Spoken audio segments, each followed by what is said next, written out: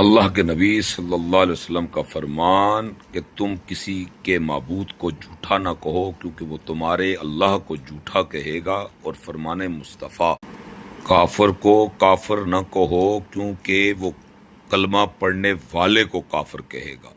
تو کیا آج کلمہ پڑھنے والے کو کافر نہیں کہا جا رہا؟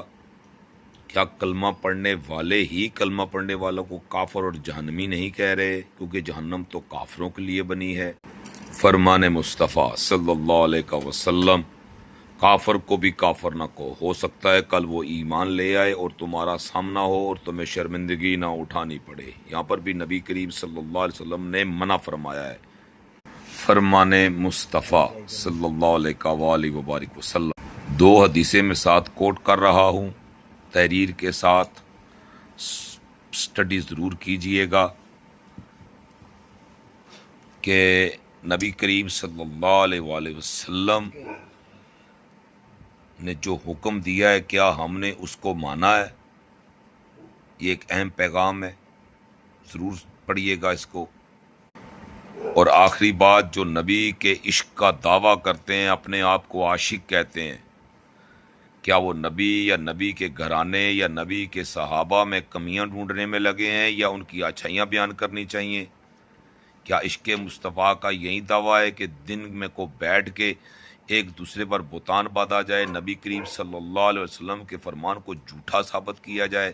آج سنی کہہ رہا ہے کہ شیعہ کی حدیث جھوٹی، شیعہ کہہ رہا ہے سنی کی حدیث جھوٹی، اہل حدیث کہہ رہا ہے وہابی کی حدیث جھوٹی، وہابی کہہ رہا ہے اہل حدیث کی حدیث جھوٹی، بریلوی کہہ رہا ہے دیوبندی کی حدیث جھوٹی، دیوبندی کہہ رہا ہے بریلوی کی حدیث جھوٹی۔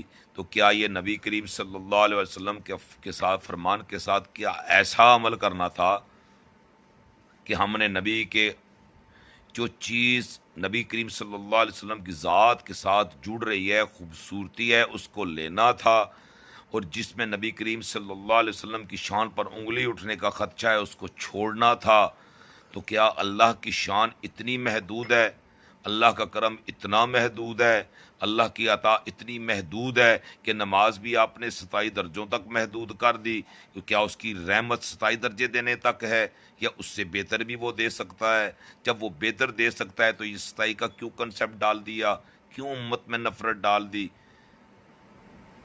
کیا یہ اللہ کا حکم تھا؟ کیا یہ اللہ کے نبی کا حکم تھا کہ نفرت پھیلاؤ؟ قرآن منع فرما رہا ہے فرقہ فرقہ نہ ہو، اللہ کے نبی کہہ رہے ہیں جو دو مسلمانوں میں تفریق ڈالے وہ ہم میں سے نہیں۔ تو کیا ہم نے نبی کے فرمان کو مانا، اللہ کے حکم کو مانا؟ جو ماننے والی باتیں تھی ایک بھی نہیں